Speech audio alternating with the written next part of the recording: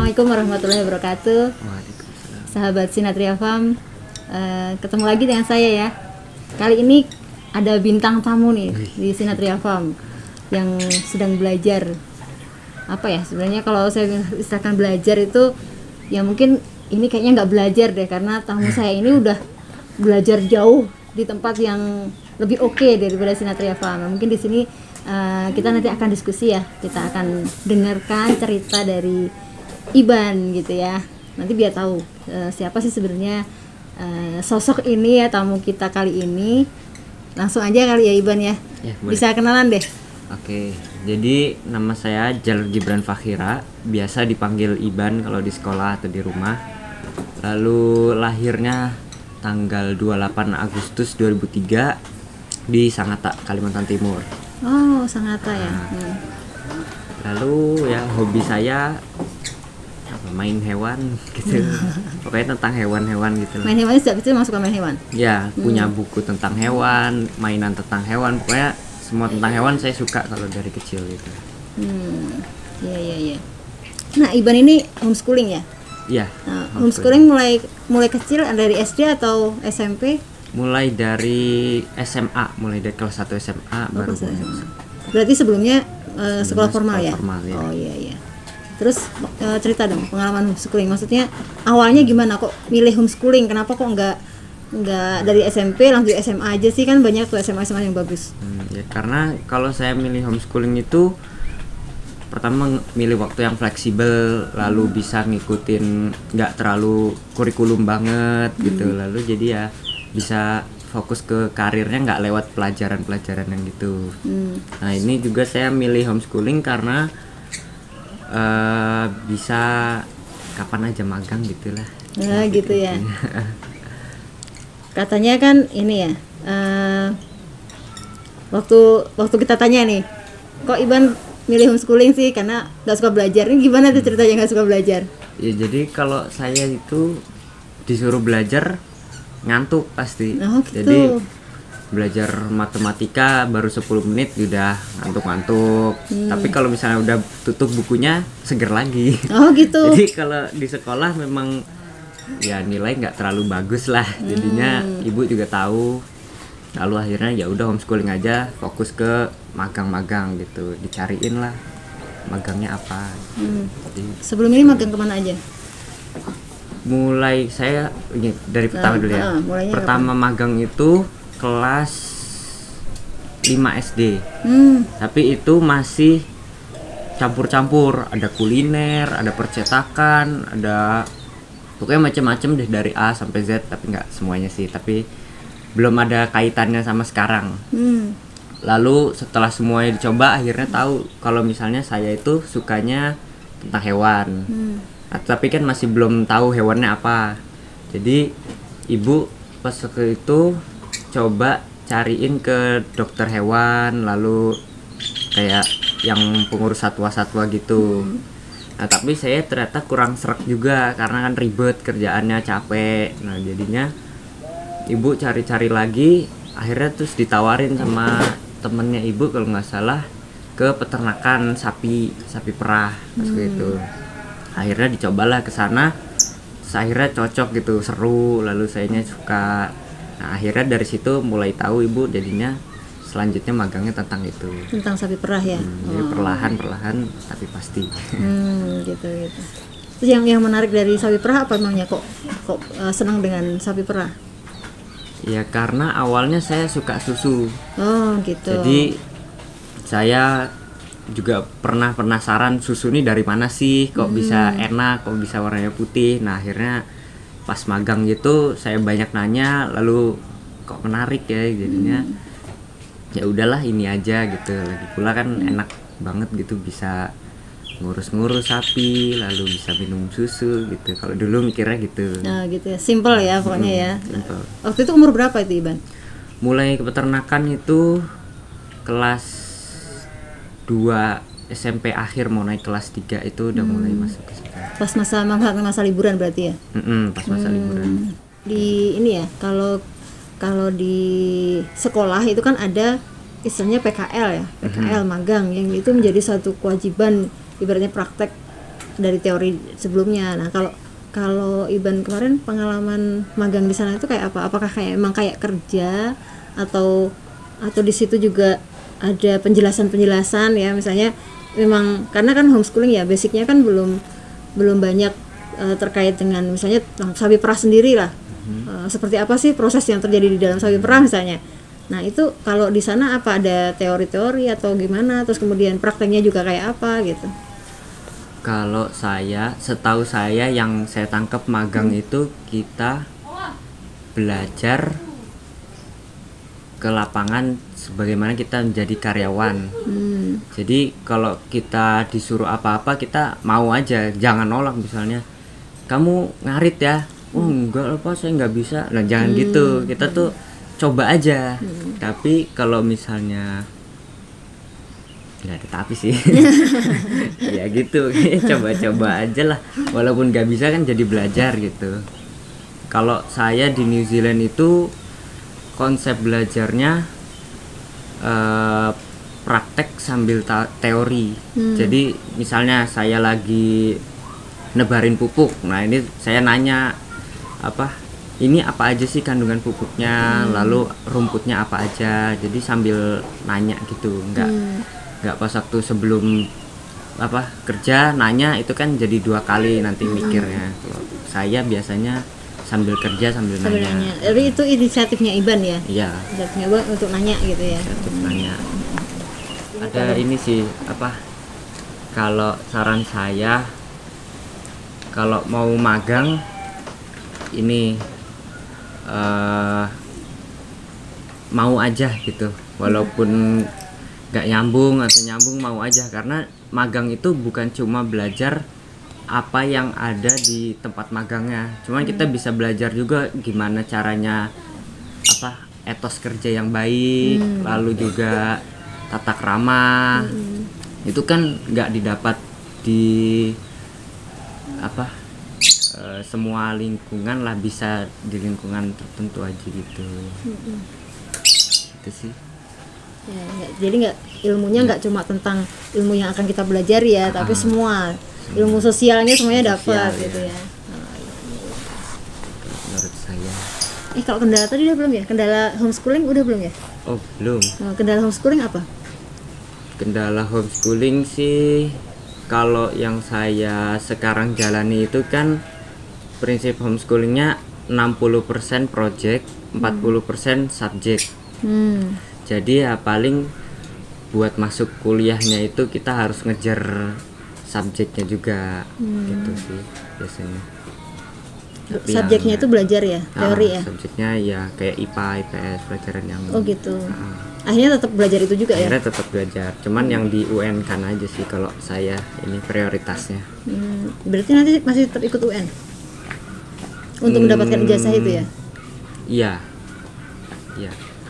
Tapi padahal udah terima kuliah ya? Terima ya, asal lulus aja. Itu ya bagaimanapun ya tetap perlu sih belajar juga. Itu ada jadwalnya nggak kalau misalnya kayak UN itu jadwal, kalau homeschooling itu ngikut jadwal nasional atau ada jadwal sendiri? Iya, ikut jadwal nasionalnya. Berarti masih nanti ya? Masih nanti ya. Masih lama. Gimana pun kalau misalnya udah pergi kemana aja ya tetap rendah diri lah. Ini pesan saya juga. Rendah hati lah ya. Rendah hati. Kan barangkali ada yang lebih ilmunya lebih tinggi, terus kita udah sombong kan malu gitu ya. Gitu ya. Walaupun udah melanglang buana ya. Walaupun udah kemana-mana rendah diri. Kalau gitu sih ya wajar ya lah, yang namanya anak muda pasti ada. Tapi ya kalau kayak gitu saya dulu sama orang tua sih lebih dididiknya gitu, jadinya tahu mana yang baik mana yang buruk itu sudah tahu ya gitu. Jadi pas sudah dilepas jauh ya udah tahu batasannya gitu. Jadi ya kalau menurut saya itu PR orang tua dan anak juga. Anaknya harus tahu. Waktu pertama kali ke New Zealand itu ada kangen rumah gak sih? Kalau saya sebenarnya nggak kangenan ya. Nggak kangenan ya, anak laki sih ya. Iya, jadinya ya biasa-biasa aja. Yang kangen paling ibu ya. Orang rumah ya, kadang nelpon, kadang. Apakah pengen menjadikan sapi perah ini menjadi jalan hidup jalan apa ya, atau misalnya gini, pertanyaannya gini, nanti kalau ternyata nih di tengah perjalanan itu ketemu dengan satu ini ternyata lebih menyenangkan itu, mungkin nggak sih nanti kayak gitu? Kalau saya sih kalau masih sejalur sama peternakan mau aja, cuman kalau misalnya udah keluar dari ranah peternakan hewan itu udah enggak deh, karena belajarnya pasti dari awal lagi, saya gitu. Males. Oh iya, tadi kan kata kuncinya itu ya, saya tuh malas belajar sebenarnya. Jadi kalau udah sampai sejauh ini ya udah mantap ya, pokoknya ya mantapnya ke persapian.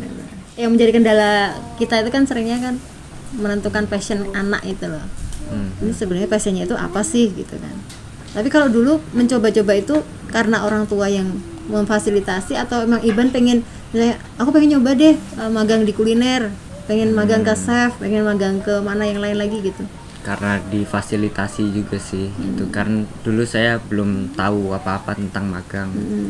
Jadi ya pas magang juga, pas pertama kali magang itu saya masih ambekan.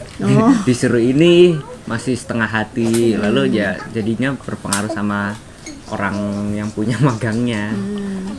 Gitu. Oh, saya juga pernah pertama kali magang lama itu di pengolahan susu sapi itu seminggu. Malam kedua nginep kan, itu malam kedua itu saya nangis karena kangen rumah, karena itu kan baru pertama kali yang lama banget itu kalau menurut saya. Umur berapa itu? SMP kelas 2. SMP kelas 2 ya. Jadi nggak apa-apa sih, normal aja lah ya kalau menurut saya. Kangen rumah ya, masih kecil lah ya. Iya. Ya namanya juga baru pertama ya, nggak ada yang langsung paling kuat. lama 1 minggu ya. Kalau biasanya berarti berapa hari? Kalau ini 3 hari 4 hari itu, tapi pulang pergi. Pulang pergi. Nggak nginap, ya itu nginap Pak ya. Soalnya jauh juga. Nah, Iban emang nggak suka bola? Dulu suka. Terus? Sampai sekarang sih, cuman karena saya tahu kalau saya nggak terlalu kuat lari jauh banget gitu, lama, jadinya ya udahlah, kayaknya nggak ini. Lagian juga capek, apa ya, nggak terlalu suka sama yang kayak gitu-gitu rame-rame main futsal. Futsal suka sih, kalau bola yang nggak terlalu ini mainnya. Anak homeschooling itu punya temen nggak sih? Ada. Kalau di homeschooling saya itu bukan kayak homeschooling yang sendiri-sendiri. Gitu. Itu ada satu tempat, konsepnya rumah gitu. Jadi satu angkatan ada 10 orang. Nah di situ biasanya sekolahnya hari-hari. Jadi temennya cuma bersepuluh itu? Kalau sekolah umum kan banyak. Ya, satu angkatan 10. Terus temenan yang lain ada nggak selain teman sekolah yang 10 orang itu? Kalau saya sih cuma teman sekolah sama teman SMP sama teman SD. Gitu aja ya. Lainnya teman di IG ya? Iya. Teman di medsos ya, teman dunia maya. Paling ya nambah temennya kalau magang. Oh iya. Magang-magang itu kan kenalan. Teman-teman sedunia kalau itu ya. Kalau teman komplek juga saya jarang main. Saya tuh kalau sama orang baru pendiam, lalu enggak ini. Makanya saya kalau magang sendiri lebih suka sebenarnya. Nggak terlalu ini ya, apa namanya, beban untuk memulai pembicaraan gitu. Dan kalau tipikalnya ngobrol begitu. tapi tetap senang menjawab tapi tidak punya ide bertanya. Iya. Nah itu ya. Gitu. Ya, kan memang ada tipikalnya seperti itu. Ada yang tipikalnya senang bertanya. Maksudnya senang bertanya tentang orang. Kepoan. Mulai memilih sendiri apa passionnya yang ternyata itu kapan? Pas udah masuk SMA. Jadi udah mulai cari-cari lah apa yang pengen dicari gitu. Itu yang itu ke sapi perah itu. SMA itu udah mulai ke nggak campur-campur. Apa aja waktu itu? Mengerucut. Jadi sapi perah terus. Sapi perah terus sudah. Tapi kadang belajar pengolahan susunya, lalu belajar tentang makanannya. Semua gitu. hal terkait sapi perah ya, pokoknya iya. intinya gitu.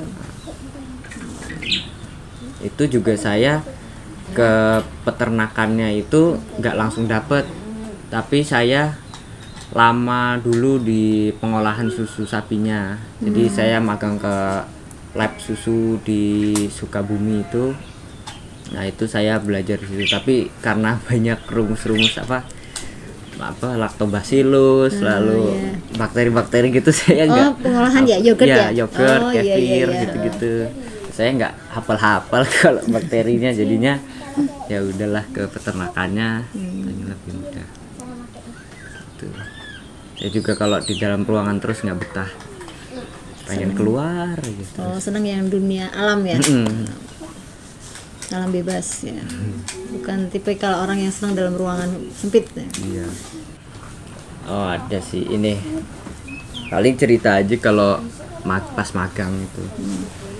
Kalau saya walaupun udah dibilang banyak lah magang, tapi kalau salah itu ya tetap nggak apa-apa gitu. Jadi nggak apa ya, nggak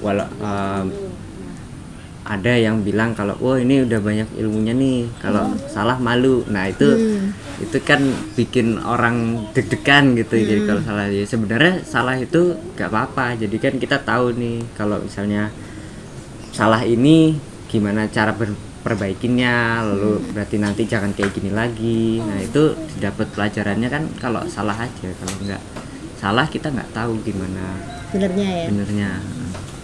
Saya pas waktu yang paling parah itu pernah pas di New Zealand. Kan kalau habis merah itu sapi balik ke pedok itu, lapangan umbarannya lah gitu. Itu harusnya ke pedok yang agak belakang. Kalau yang depan itu buat sapi-sapi sakit. Nah tapi pas waktu saya buka gate-nya itu salah buka yang depan buat sapi sakit. Nah itu pas waktu merah itu kan mulainya jam 4. Jadi jam 6-an itu udah setengah jalan dari 700 sapi. Nah, jadi udah sekitar 400-an sapi itu udah masuk ke dalam umbarannya itu. Jadi ya, dimarahin lah besar-besaran itu. Jadi di titik itu saya paling down, udah pengen pulang, udah gak kuat lagi ya, padahal itu juga baru seminggu gitu. Jadinya ya nggak malu juga lah kalau pulang lalu udah kayak gitu. Nah tapi dari situ juga saya jadi belajar nih, lain kali harus fokus lagi lah gitu, masa kayak gini aja salah. Dan situ dorongan buat lebih kuatnya lagi gitu. Ya menempa lebih kuatnya dengan kesalahan ya. Kesalahan kalau saya. Lumayan ya, bagus juga ya. Kalau di Indonesia mungkin ya biasa aja ya. Mau negur juga nggak tega juga. Wah ini anak-anak loh mau ditegur gitu ya.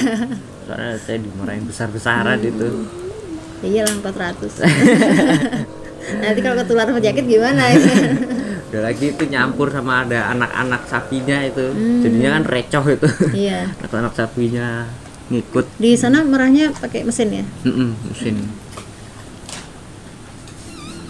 Luar biasa ya, berarti sekali merah 700 ya? Iya, pagi sore. Luar biasa ya. Keren. Bukan pengalaman ini ya,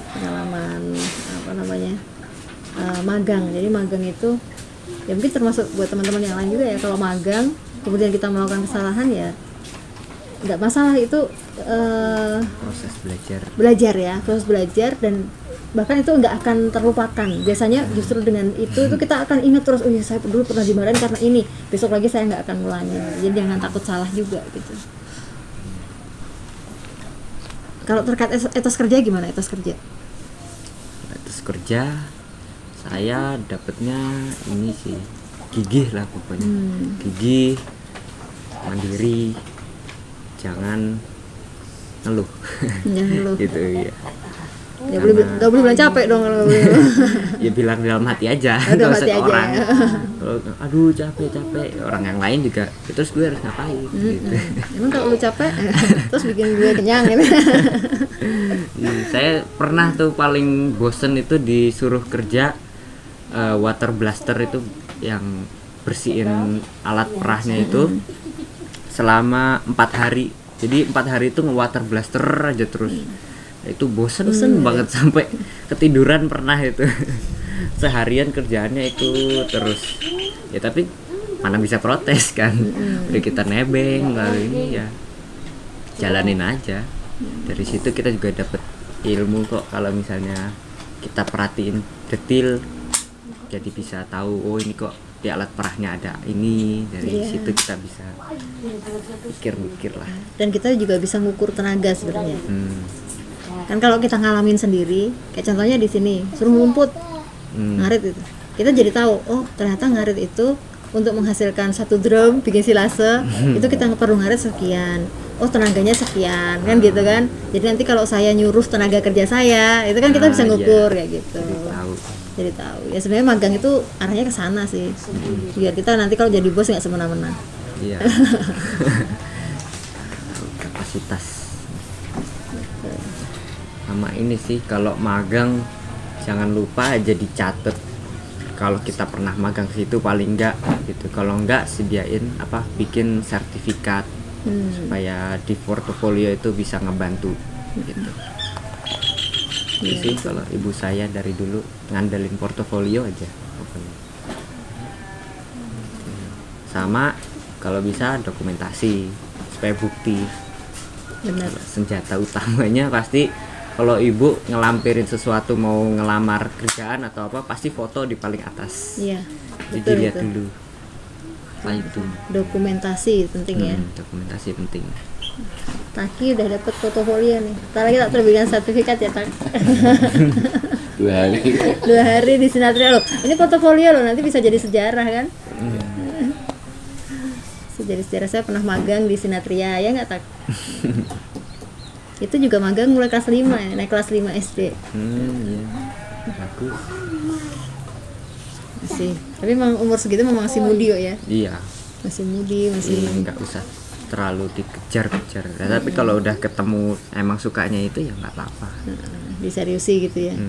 Jadi target magang kalau untuk anak-anak kelas 5 gitu ya, umur 10 tahun lah ya.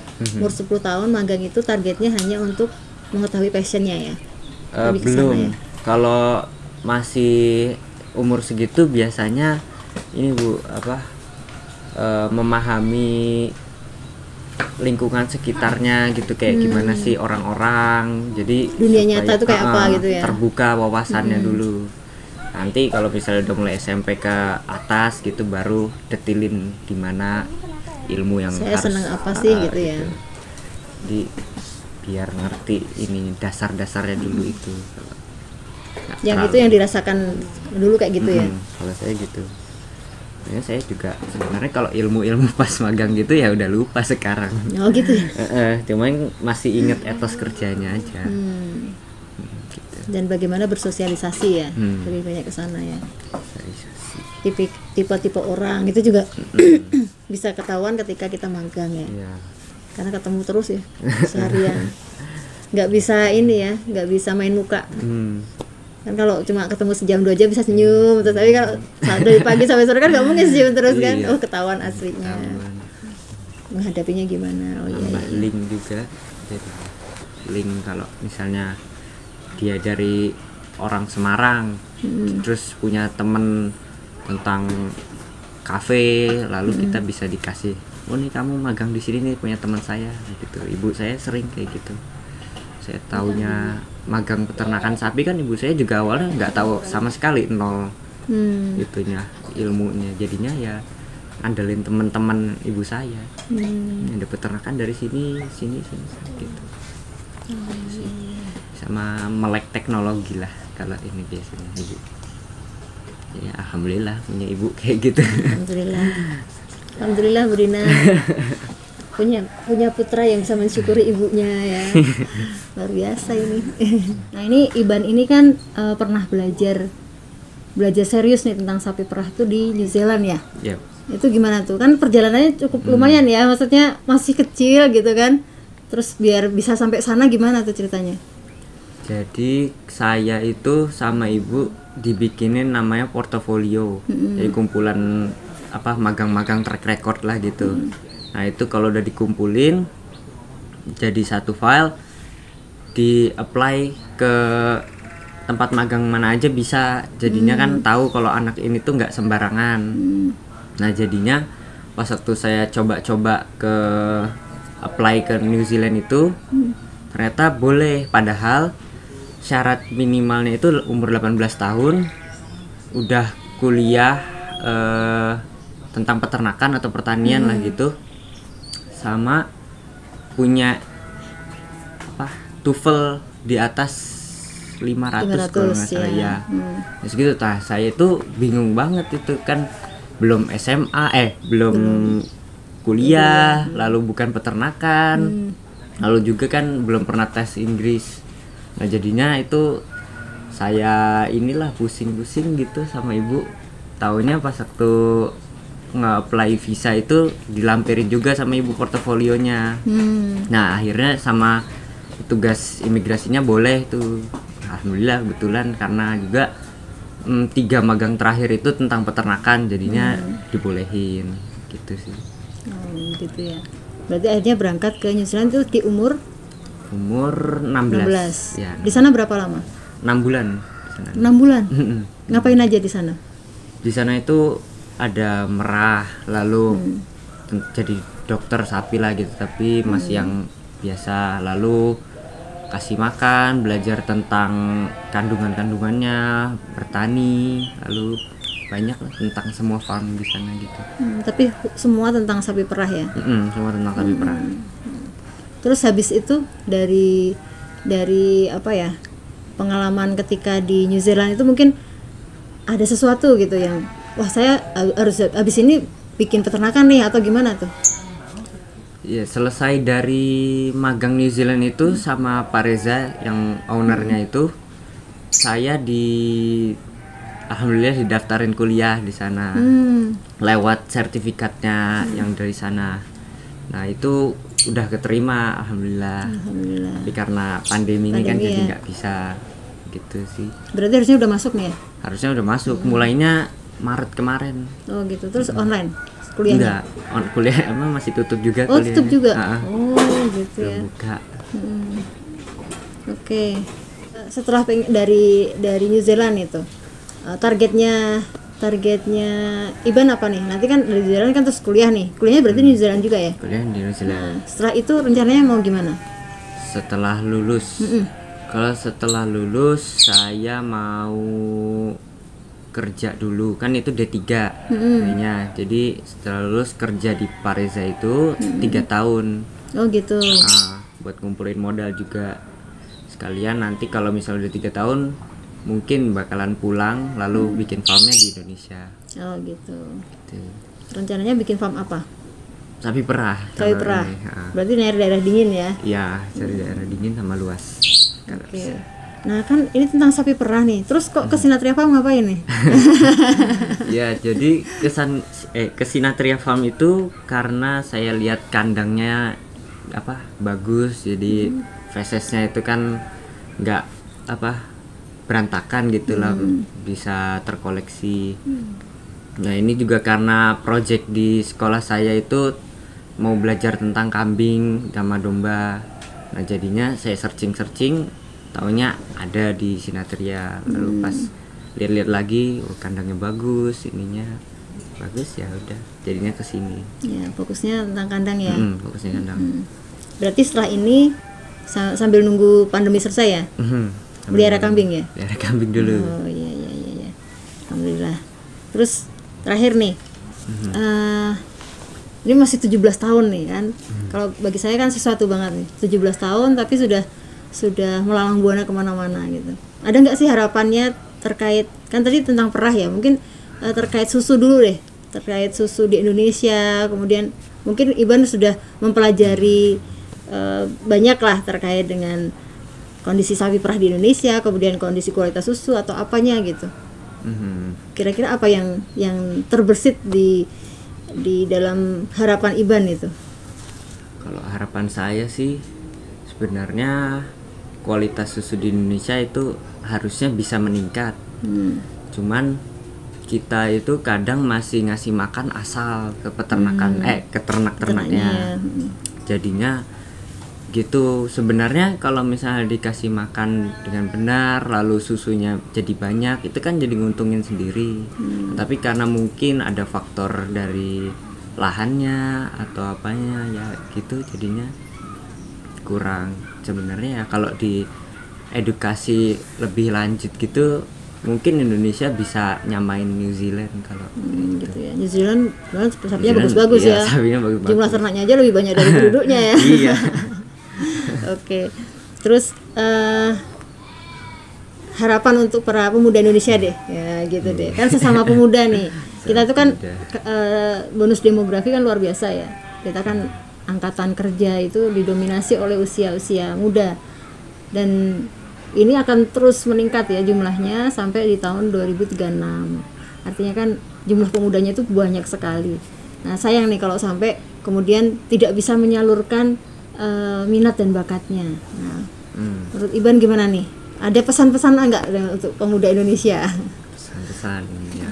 Kalau dari saya sih jangan malas, jangan gengsi. Kalau apa-apa, kalau misalnya suka sama sesuatu jangan gengsi apa kata orang, biarin aja. Nanti kalau kamu berhasil kan orang juga seneng pasti. Jadi nggak usah dengerin kata orang dulu lah gitu.